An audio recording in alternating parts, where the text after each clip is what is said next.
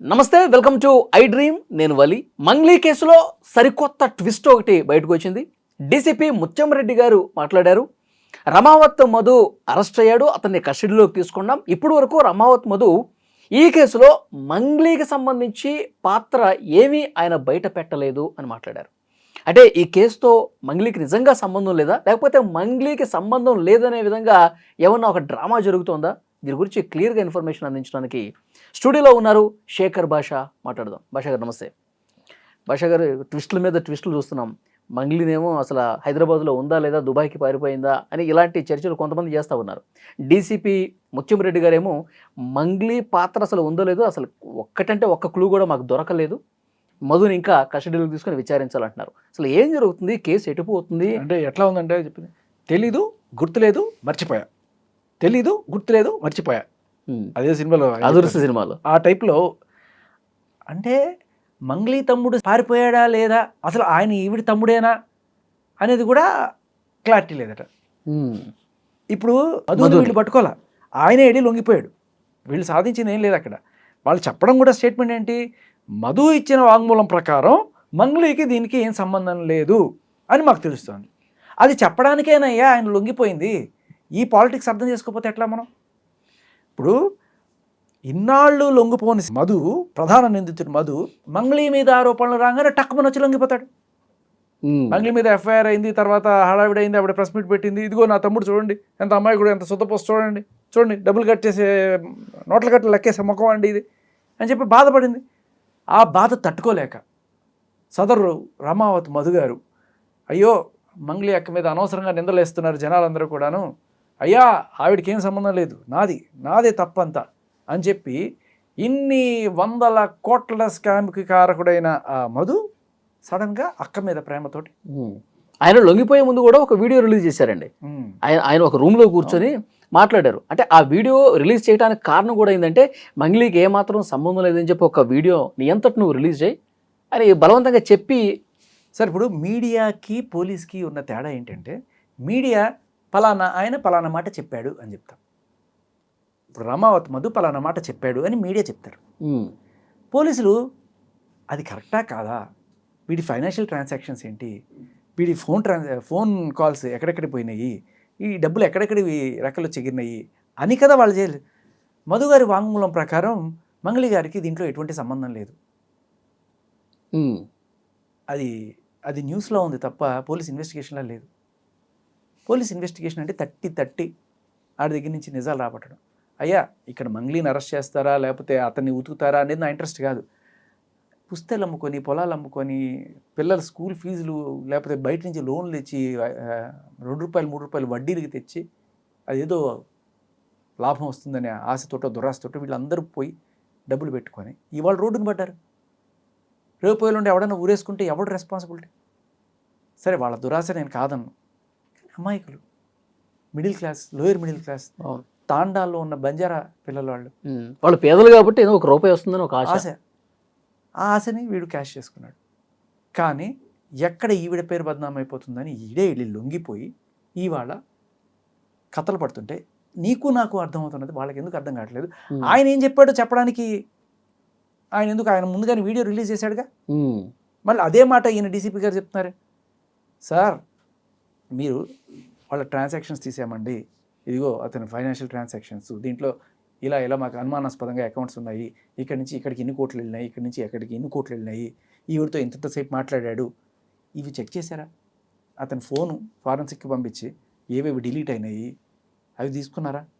ఫోటోలు కావచ్చు, వీళ్ళతో ఉన్న రిలేషన్, ఇవన్నీ కూడా వాళ్ళు చెప్తున్నారు. మంగ్లీ గారి చెల్లెల్ని ఇప్పుడు చేసుకునే సంబంధం ఇద్దాం అనుకున్నారట మధుకి. అది నిజమా కాదా? ఒకవేళ అదే నిజమైతే ఆవిడ పేరు చెప్పుకొని నేను ఖచ్చితంగా చేసున్న మాటకి క్రెడిబిలిటీ వస్తుంది కదా. సో ఇన్ని కోణాలు పెట్టుకొని ఆయన అది చెప్పాడని చెప్పడానికి అది ఏమి ఇన్వెస్టిగేషన్ అండి? సరే, ఇప్పుడు పోలీసులు కూడా భాష గారు ఎందుకు అంత తొందరపడుతున్నారు దేనికి ఇవన్నీ చెప్పడానికి? అదే డౌట్ అందరికీ ఉంది. ఎందుకు ఆవిడని రక్షించే ప్రయత్నం ఏదో గట్టిగా జరుగుతోంది అనే డౌట్ ప్రతి ఒక్కరికి వస్తుంది. మీరు 100 కామెంట్లు చదవండి, ప్రజలందరి కామెంట్లు అదే. ఎందుకు అంత రక్షించడానికి ఎందుకు అంత తాపత్రయపడుతున్నారు అని చెప్పి అనిపిస్తుంది. ఇక్కడ ఇది ఇక్కడి నుంచి మొదలవ్వాలి. అసలు ఈ మధు అనేవాడు ఈవిడికి 15 లక్షలు లేకపోతే ఎంతో పెట్టి డైమండ్ లెక్న స్కూల్ ఇచ్చాడని, వాళ్ళ ఇంట్లోకి ఈ జనాలందరినీ తీసుకెళ్ళి అక్కడే కూర్చోబెట్టి మందు పార్టీలు ఇచ్చాడని, తర్వాత వీళ్ళ తమ్ముడు ఈయన కలిసి అందరి దగ్గర డబ్బులు వసూలు చేశారని, దీనికి సంబంధించిన ప్రామిసరీ నోట్లు, ఆ తమ్ముడితో గడిపిన ఆ ఫోటోలు, కాల్ రికార్డ్స్ ఇవన్నీ కూడా మీడియా ముఖంగా బయటకు వస్తున్నాయి. ఇవి మంగ్లీ గారు మీడియాకి రాకముందు విషయం.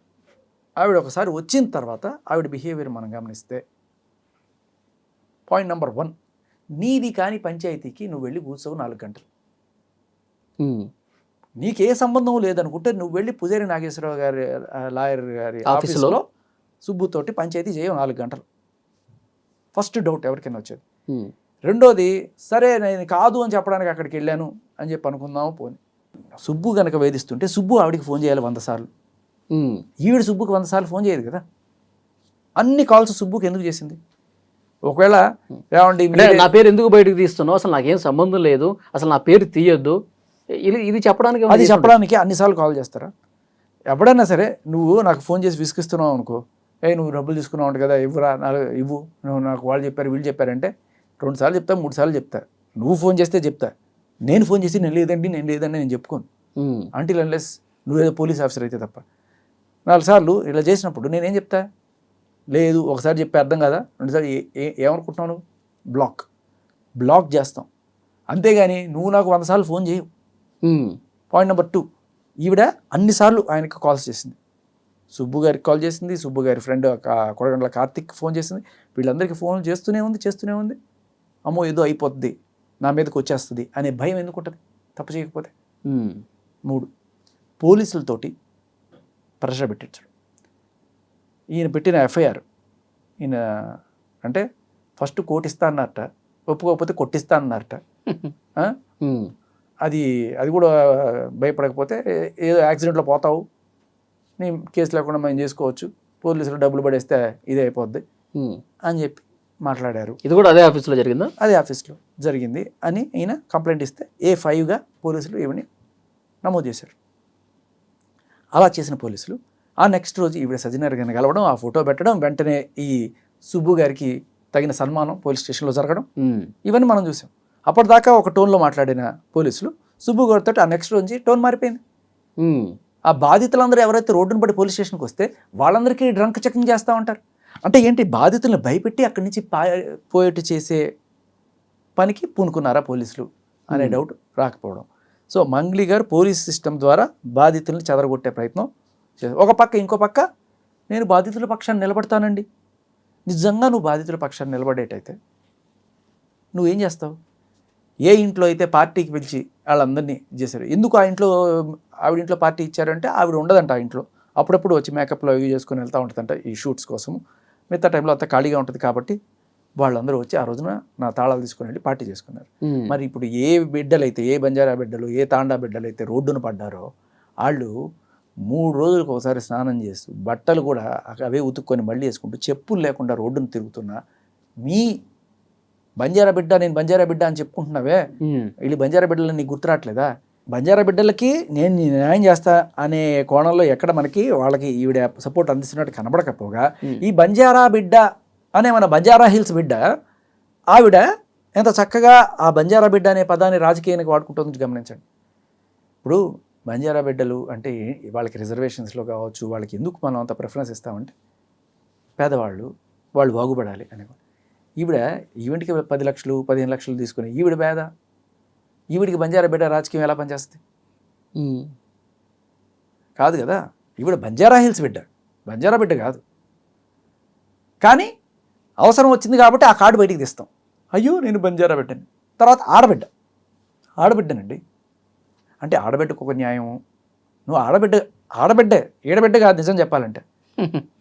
ఆంధ్రాలో అనంతపూర్లో గుత్తి అనే ప్లేస్ దగ్గర ఉన్న తాండా మీది, అక్కడి నుంచి ఇక్కడికి వచ్చి ఇక్కడ V6 ఆ ఛానల్స్లో తెలంగాణ యాస నేర్చుకొని అక్కడి నుంచి ఆ పాటలు పాడి చేసుకొని తెలంగాణ ప్రజలు నువ్వు మా బిడ్డే అన్నంత నెత్తిన పెట్టుకున్నారు. గద్ర వాట్స్ కూడా పాటించారు, నేను ఇంత చేశారు. సో నువ్వు బంజారా బిడ్డ కాదు, బంజారా హిల్స్ బిడ్డ, ఆడబిడ్డ అంటే ఆడబిడ్డే, ఈడబిడ్డ కాదు. ఉమ్. కానీ ఈ రెండు రాజకీయాలు చేసుకుంటూ చక్కగా ముందుకెళ్దాం అనుకున్నావు. జనాలు నీ రాజకీయాలు నమ్మల. ఓకే.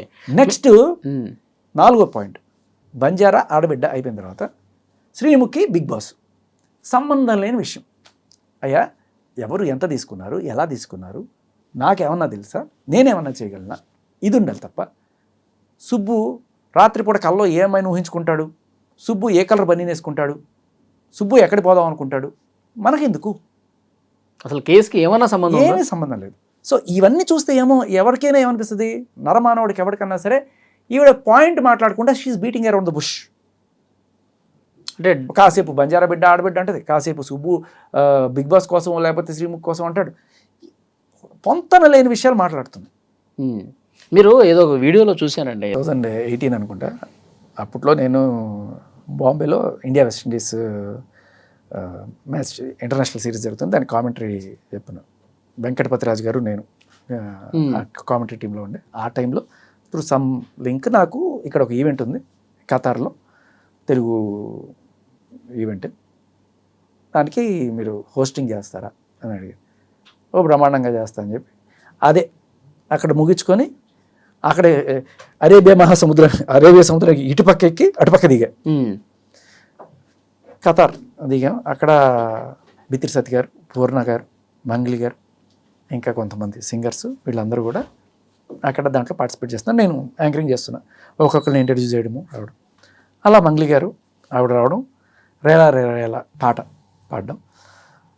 అయితే అక్కడ ఏంటంటే జనాలు అసలు రూతులుగిపోయారు ఆ పాటకి. ఓహో, చింపుకున్నారు అంతే, ఓ రేంజ్లో మామూలుగా లేదు అసలు. కానీ నాకు అక్కడ అది యాజ్ ఇట్ ఈస్గా పాటని సీడీలో ఎలా ఉందో యాజ్ ఇట్ ఈస్ అదే రకంగా అక్కడ వచ్చింది అని ఒక చిన్న ఇది వచ్చింది. అంటే స్టేజ్ మీద ఉన్నాను కాబట్టి అక్కడ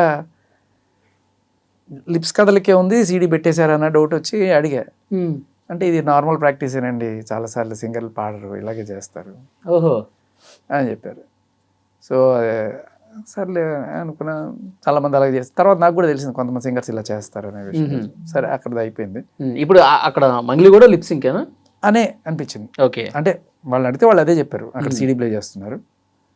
తర్వాత అయిపోయింది. ఏదో మమ్మల్ని అందరినీ కూడా సరదాగా తీసుకెళ్లారు ఆ బీచ్, అక్కడ సీలేన్ బీచ్ అని ఒకటి ఉంది, అది ఇచ్చారు. ఆ ఒంటెలు ఎక్కించడము అవన్నీ చేసి అయిపోయింది. తర్వాత పెట్టబడి సర్దుకొని ఆవిడకి వాళ్ళు వేర్ బ్యాక్. నేను వచ్చేసిన తర్వాత ఆర్గనైజర్ నాకు ఫోన్ చేశారు. అండ్ మీరు పరిచయం ఉంటారు కదా, ఆవిడ కొంత అమౌంట్ తీసుకుంది మా దగ్గర. కొంత అమౌంట్ అంటే ఇప్పుడు ప్రోగ్రామ్ చేసినందుకు ఇస్తారు కదా, ఆ అమౌంట్ కాకుండా ఆ అమౌంట్ ఆల్రెడీ తీసేసుకుంది. ఓకే, అది స్టేజ్ ఎక్కక ముందే తీసేసుకుంటారు. బట్ తర్వాత ఏమవుతుందంటే ఈ ఖతార్లో షాపింగ్ చేసుకోవడం కోసం, దోహాలో షాపింగ్ చేసుకోవడం కోసము కొంత అమౌంట్ తీసుకున్నారు. కొంతమంది ముందుగానే తీసుకుని తర్వాత పంపించేస్తారు ఆ అమౌంట్.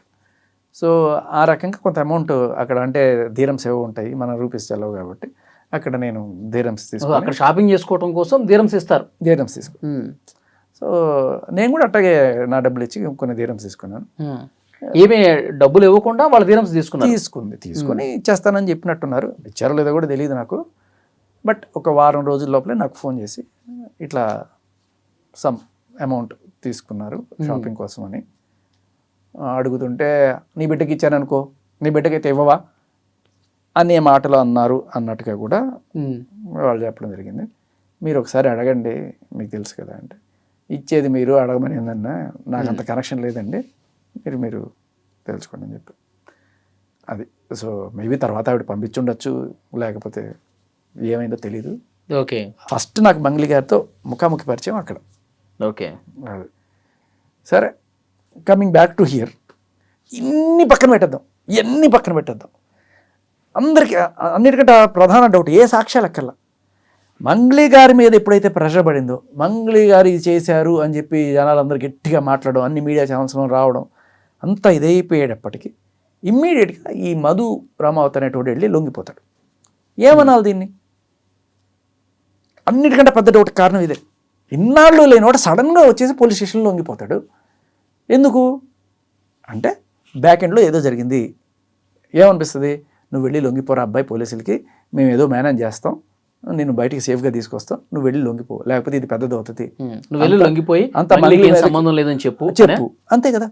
లేకపోతే అన్ని స్కాములు చేసేవాడు పోలీస్ స్టేషన్కి వెళ్ళి నేను ఒక అయ్యో ఆవిడ మీద అనవసరంగా చేస్తున్నారండి అని చెప్పి వాడు ఒక క్రిమినల్ వెళ్ళి ఇది చెప్పడం, పోలీసులు నమ్మడం, అది మనకి చెప్పడం. సరే వాడు ఏదైనా చెప్పనివ్వండి, మంగ్లీకి సంబంధం లేదని చెప్పనివ్వండి, మంగ్లీ పేరుని మేమే కావాలని వాడి డబ్బులు కక్కుర్తిపడి మేమే తీసుకున్నాం అని చెప్పనివ్వండి, కానీ నిజం అనేది ఒకటి ఉంటుంది, పోలీసులు నిష్పక్షపాత విచారణ అనేది ఒకటి ఉంటుందిగా. అదే కదా జనాలకి ఇప్పుడు డౌట్. నిష్పక్షపాత విచారణ ఎక్కడుందయ్యా, ఎక్కడ జరుగుతుంది? ఒక్క అడుగు పోలీసులు ఇప్పటిదాకా చేసిన వాటిలో ఒక్క అడుగు బాధితులకి న్యాయం చేశారు, లేకపోతే చేసే కోణంలో అడుగు వేస్తున్నారని ఒక్కటి చూపించు. ఎప్పుడైతే సుబ్బు కేసు పెట్టాడో ఆయన నెక్స్ట్ రోజు ఆయన పిలిచి ఆయన్ని ఆ బాధితుల్ని డ్రంక్ అండ్ డ్రైవ్ చెక్ చేస్తాము, వాళ్ళని బెదిరించడం.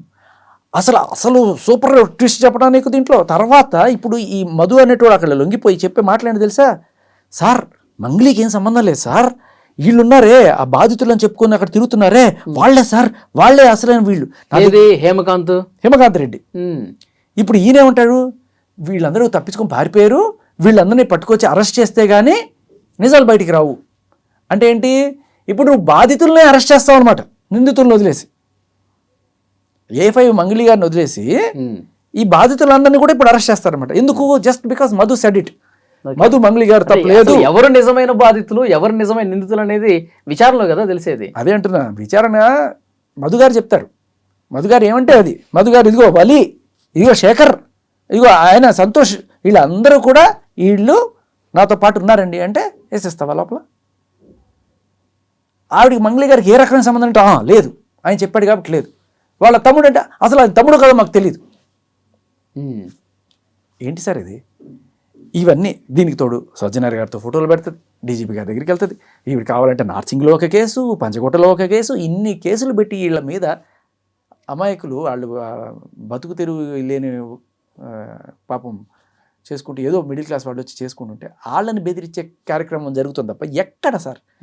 నేను అడుగుతా, నార్సింగి పిఎస్లో మీరు కేసు పెట్టారు, నార్సింగి పిఎస్లో వాళ్ళు వెంటనే ఇది జరిగిందా, మంగ్లీ గారిని సుబ్బు అనేటోడు మానసికంగా వేధించాడు, బెదిరించాడని చెప్తున్నారు, నిజమేనా అని చెప్పి ఆ కార్తీక్ గారికి ఫోన్ చేయడము, ఆయన రమ్మని చెప్పడము, ఆయన స్టేట్మెంట్ తీసుకోవడం, ఇటువంటివన్నీ చేశారు.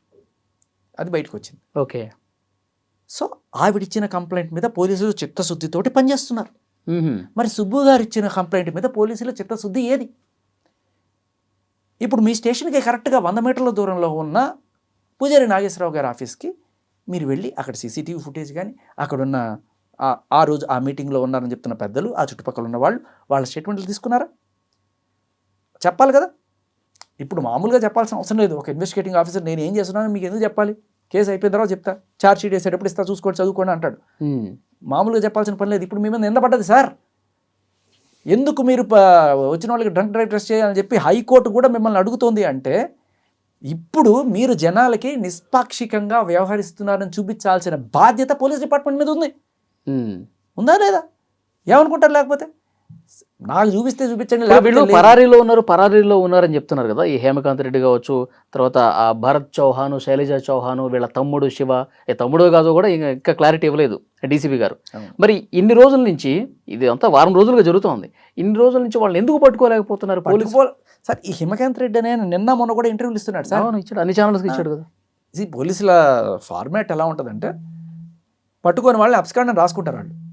మీకు ఫర్ ఎగ్జాంపుల్ ఆ మధ్యకాలంలో హర్షసాయి కేసు గుర్తుండి ఉంటే ఉంది, ఆ టైంలో హర్షసాయి మీద ఎవరైతే కేసు పెట్టడానికి వెళ్ళిందో ఆవిడికి సంబంధించిన బోల్డన్ని రికార్డ్స్ వచ్చాయి. నాకు డబుల్ పార్టిసిపేట్ ఉందని, నేను ఇది ఎవడో లిక్కర్ షాప్ ఓనరు ఆవిడ చచ్చిపోతే ఆడి కొడుకుకి అది రాకుండా అడ్డుపడి మొత్తం సహా చేశాను, ఇలా రకరకాలు.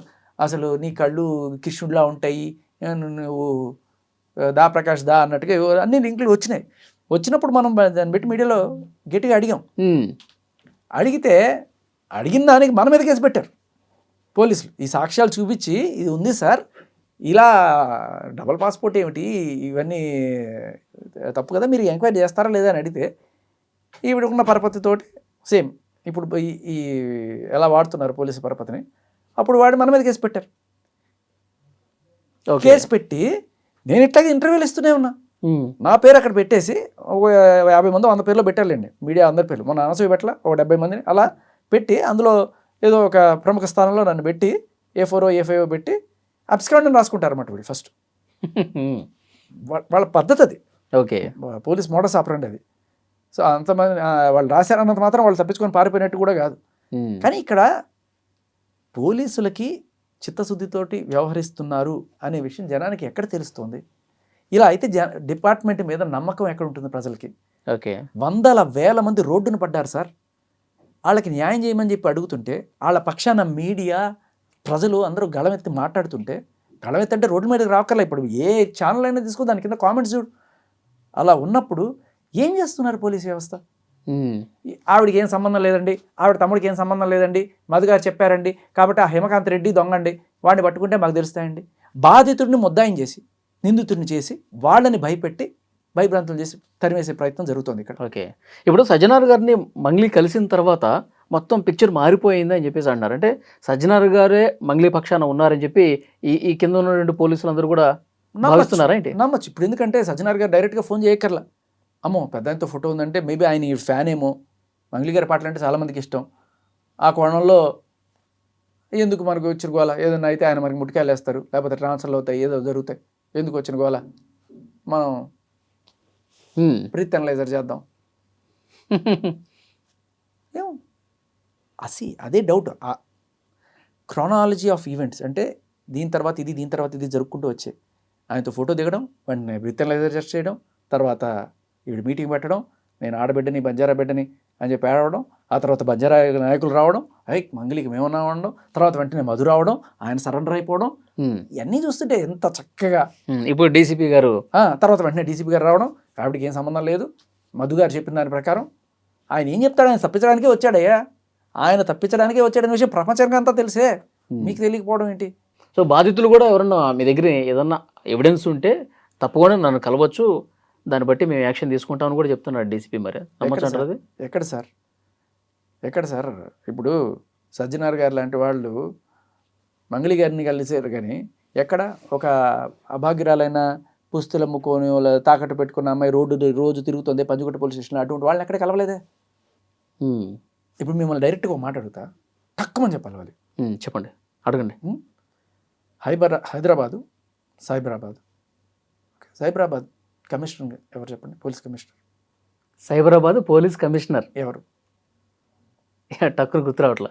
హైదరాబాద్ కమిషనర్ ఎవరు? సజ్జనార్ గారు. టక్కుమని గుర్తొస్తుంది. ఎందుకని?